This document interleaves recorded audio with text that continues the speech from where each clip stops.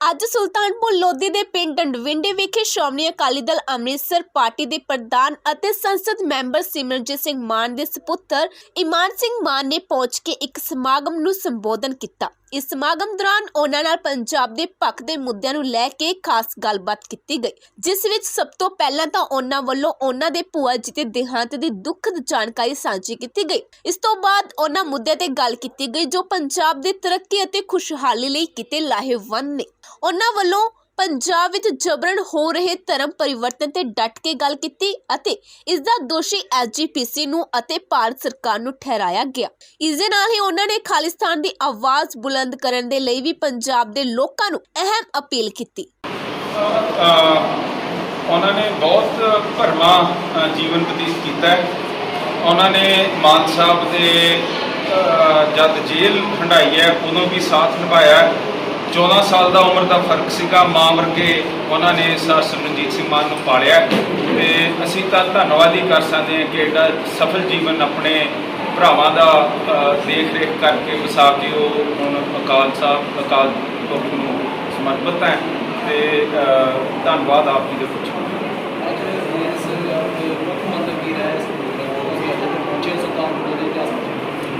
Sir Mukhtiar Singh होना ने अज जिहड़ी तैयारी 15 सितंबर नूं जिहड़ी साडी रैली हैगी है जमहूरीयत बहाल करन वास्ते SGPC दे चोण जिहड़े 11 साल रखे नहीं गए उहदे वास्ते सद्दा दिता सी।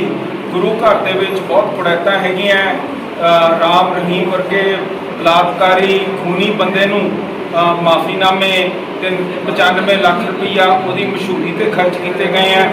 328 स्वरूप गुरु साहब दे रफा दफा करते हैगे हैं, किसी नूं नहीं पता कित्थे है, उहदा कोई इंसाफ नहीं मिलिया हैगा। जिहड़े बरगाड़ी दे विच नौजवान मारे हैं उहदे कोई इनकुआरी का सिट्टा कोई नहीं निकलिया हैगा।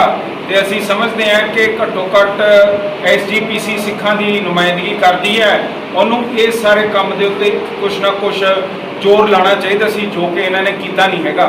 सो असीं अपनी जमहूरीयत बहाल करने वास्ते जो कि साडे as per Sikh gurdwara act 5 साल बाद चोण होनी चाहिए है, वो सेंटर की सरकार ने साजिश अधीन की नहीं है। लिफाफे दे साडे उत्ते नुमाइंदे थोपे हुए हैं जिन्होंने लोगों ने वोट भी नहीं पाई ते एक इलीगल हाउस बनाया होया हैगा जिहड़ी सिंह सभा की सोच तो बहुत दूर है और जो गुरसिੱਖੀ ते पैरा नहीं दे रहे। सो असीं शांतमय रूप से अमन पसंद तरीके 15 सितंबर जिहड़ा यूनाइटेड नेशन ने इंटरनेशनल डे ऑफ डेमोक्रेसी कहा उहदे विच प्रोटेस्ट करांगे। नाल दी नाल हरमंदर साहब ते इकट्ठ करदे आ, यूनाइटेड नेशन की बिल्डिंग के सामने असीं मता पास दे के आवांगे। वाशिंगटन DC च, लंडन दे विच, ब्रसल्स दे विच सारियां देशों के असी अपनी जी जमहूरीयत भारत ने भंग की हुई है उसदे बारे असी प्रोटेस्ट करांगे। SGPC की कारगुजारियां किवें देखते हो ते कदों इसदियां वोटां होण अगलियां हो जा रही ते की उपराले तुहाडे लोक की यतन कीते जा रहे कि जनता साडा सब तो वड्डा उपराला जनतिक रूप से प्रोटेस्ट है। इस तो इलावा असी पिछले 5 सालों से बेअंत बारी गवर्नर नूं, यूनियन होम मिनिस्ट्री नूं अपनियां मैमोरेंडम भेजे कि चोण होने चाहिए हैं जो उन्होंने बिल्कुल नहीं देखे। जिहड़ी कोर्ट एक जिहड़ा वो योगी सीगा रामदेव ਉਹਦੇ घुंड पा के निकलण ते सो मोटो एक्शन लैके ਉਹਦੀ हिंदू धर्म का जिहड़ा सीगा ਉਹਦੇ पक्ष 'ਚ काम कीता, पर अज सिखां दे पक्ष 'ਚ ना कोटा कर रही है, ना यूनियन होम मिनिस्ट्री कर रही है, ना पंजाब की सरकार, ना हिमाचल की, ना हरियाणा की। ते असीं इहदे करके 15 सितंबर नूं जमहूरीयत बहाल रैली रखी है जिहदे विच असीं अपनी SGPC की जमहूरीयत बहाल करने वास्ते यतन करांगे। बंदी सिंघां दी रिहाई पार्टी का असी पहला भी उन्होंने पक्ष च किया, इस रैली च भी असी समझते हैं उन्हों का ही मुद्दा भी चलूगा क्योंकि SGPC नूं इहदे पक्ष से स्टैंड लेना चाहिए सीगा।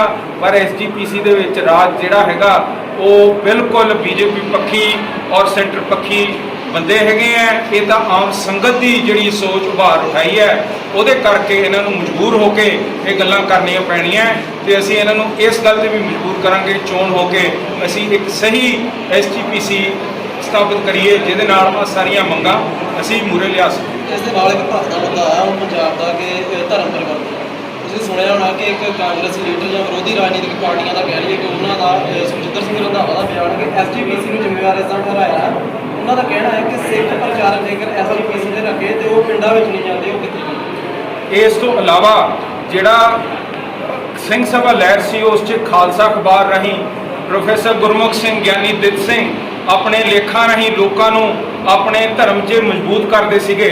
ਪਰ ਅੱਜ ਤੁਸੀਂ ਦੇਖੋ ਐਸਜੀਪੀਸੀ ਦਾ ਕੋਈ ਪ੍ਰਸਾਰ ਦਾ ਸਾਧਨ ਹੀ ਨਹੀਂ ਹੈਗਾ। ਟੀਵੀ ਚੈਨਲ ਤੁਸੀਂ ਚਲਾਓ, ਹਿੰਦੂ ਧਰਮ ਦੇ ਹੋਣਗੇ, ਈਸਾਈ ਧਰਮ ਦੇ ਹੋਣਗੇ, ਬੋਧੀ ਧਰਮ ਦੇ ਹੋਣਗੇ, ਪਰ ਐਸਜੀਪੀਸੀ ਨੇ ਟੀਵੀ ਚੈਨਲ ਆਪ ਤੱਕ ਚਲਾਇਆ ਨਹੀਂ। ਪੀਟੀਸੀ ਨੂੰ ਸਾਰੇ ਹੱਕ ਦਿੱਤੇ ਹੋਏ ਹੈ। ਜਿਹੜਾ ਦਰਬਾਰ ਸਾਹਿਬ ਦੇ ਕੀਰਤਨ ਹੁਕਮਨਾਮੇ ਦਾ ਪ੍ਰਸਾਰ ਕਰਕੇ ਆਪਣੇ ਵਿਊਅਰ ਵਧਾ ਦਿੰਦਾ ਹੈ, ਦਰਸ਼ਕ ਵਧਾ ਦਿੰਦਾ ਹੈ, ਜਿਸ ਕਰਕੇ ਉਹਨੂੰ ਜ਼ਿਆਦਾ ਰੈਵਨਿਊ ਪ੍ਰਾਪਤ ਹੁੰਦੀ ਹੈ, ਕਿਉਂਕਿ ਦਰਸ਼ਕ ਜ਼ਿਆਦਾ ਹੋਣ ਉਹਨੇ ਜ਼ਿਆਦਾ ਪੈਸੇ ਐਡਵਰਟਾਈਜ਼ਮੈਂਟ ਤੇ ਲੱਗਦਾ ਹੈ। ਸੋ ਅੱਜ ਇਹ ਬਾਦਲ ਪਰਿਵਾਰ ਆਪਣੇ ਗੁਰਬਾਣੀ ਦੀ, ਆਪਣੇ ਕੀਰਤਨ ਦਰਬਾਰ ਦੀ, ਉਹਦੇ ਵੀ ਪੈਸੇ ਬਟੋਰਨ ਤੇ ਆਇਆ ਹੋਇਆ। ਸਿੱਖ ਫॉर ਜਸਟਿਸ ਵੱਲੋਂ ਖਾਲਿਸਤਾਨ ਦੀ ਪ੍ਰਾਪਤੀ ਲਈ ਜੋ ਉਪਰਾਲੇ ਕੀਤੇ ਜਾ ਰਹੇ ਨੇ, ਕੀ ਕਹਿਣਾ? ਅਸੀਂ ਸਮਝਦੇ ਹਾਂ ਕਿ ਅਸੀਂ ਖਾਲਿਸਤਾਨ ਦੇ ਪੱਖ 'ਚ ਲਗਾਤਾਰ ਲੜਾਈ ਲੜਦੇ ਆ ਰਹੇ ਹਾਂ। ਸਰ ਸਿਮਰਨਜੀਤ ਸਿੰਘ ਮਾਨ ਨੇ ਇੰਡੀਆ ਦੇ ਵਿੱਚ ਸਭ ਤੋਂ ਜ਼ਿਆਦਾ ਖਾਲਿਸਤਾਨ ਦਾ ਪ੍ਰਚਾਰ ਕਰਕੇ ਕੇਸ ਸੁਪਰੀਮ ਕੋਰਟ ਤਾਈਂ ਲੜ ਕੇ ਆਪਣੀ ਗੱਲ ਤੇ ਪੱਖ ਰੱਖੀ ਹੈ ਤੇ ਅਸੀਂ ਖਾਲਿਸਤਾਨ ਨੂੰ ਇੱਕ ਸਹੀ ਨਿਸ਼ਾਨਾ ਸਮਝਦੇ ਹਾਂ। ਖਾਸ ਕਰਕੇ ਅੱਜ ਜਦ ਸਾਡੇ ਉੱਤੇ ਬਹੁਮਤ ਨੇ ਬਹੁਤ ਜ਼ਿਆਦਾ ਧੱਕਾ ਕੀਤਾ ਹੈਗਾ ਔਰ ਲਗਾਤਾਰ ਕਰਦੀ ਆ ਰਹੀ ਹੈ।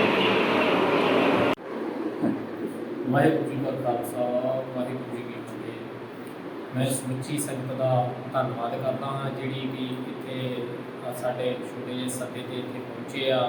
ਅੱਜ ਸਰਦਾਰ ਸਿਮਰਨਜੀਤ ਸਿੰਘ ਮਾਨ ਸਾਹਿਬ ਦੀ ਭੈਣ ਦਾ ਦੇਹਾਂਤ ਹੋ ਗਿਆ। ਮੈਂ ਉਹਦਾ ਵੀ ਦੁੱਖ ਪ੍ਰਗਟ ਕਰਦਾ ਹਾਂ। ਅਤੇ ਇੱਕ ਸਾਡੇ ਹਲਕੇ ਦਾ ਜਿਹੜਾ ਅਹਿਮ ਮੁੱਦਾ ਹੈਗਾ ਰੇਲ ਕੋਚ ਫੈਕਟਰੀ ਦਾ, ਜੋ ਕਿ ਪ੍ਰਾਈਵੇਟ ਸਿਸਟਮ ਕੀਤਾ ਜਾ ਰਿਹਾ ਹੈਗਾ। 30 ਸਾਲ ਪਹਿਲਾਂ ਜਿਹੜਾ ਇਹ ਰੇਲ ਕੋਚ ਫੈਕਟਰੀ ਇੱਥੇ ਬਣੀ ਸੀ, ਪੰਜਾਬ ਦੇ ਕਈ ਪਿੰਡ ਜਿਹੜੇ ਉਜਾੜ ਕੇ ਇਹ ਰੇਲ ਕੋਚ ਫੈਕਟਰੀ ਇੱਥੇ ਬਣੀ ਸੀ, ਜਿਹਦੇ ਵਿੱਚ ਟਿਕਟ ਸਿਸਟਮ ਇਹਨਾਂ ਨੇ ਰੱਖਿਆ ਸੀ ਵੀ ਜਿਹਦੀ 5 ਖੇਤ ਦੀ ਜ਼ਮੀਨ ਰਿਕਵਾਇਰ ਕੀਤੀ ਆ ਉਹਨੂੰ ਇੱਕ ਟਿਕਟ ਮਿਲਦੀ ਸੀਗੀ। ਉਹ ਟਿਕਟ ਦੇ ਬਿਹਾਰ 'ਤੇ ਇੱਥੇ ਨੌਕਰੀਆਂ ਮਿਲਦੀਆਂ ਸੀ। ਪਰ ਉਦੋਂ ਵੀ ਸਾਡੇ ਨਾਲ ਜਿਹੜਾ ਬਹੁਤ ਸਾਰਾ ਧੱਕਾ ਹੋਇਆ ਸੀ, ਕਿਉਂਕਿ 5 ਕਿੱਲੇ ਵਾਲੇ ਨੂੰ ਵੀ ਇੱਕ ਟਿਕਟ ਮਿਲਦੀ ਸੀ ਅਤੇ 50 ਕਿੱਲੇ ਵਾਲੇ ਨੂੰ ਵੀ ਇੱਕ ਮਿਲਦੀ ਸੀ।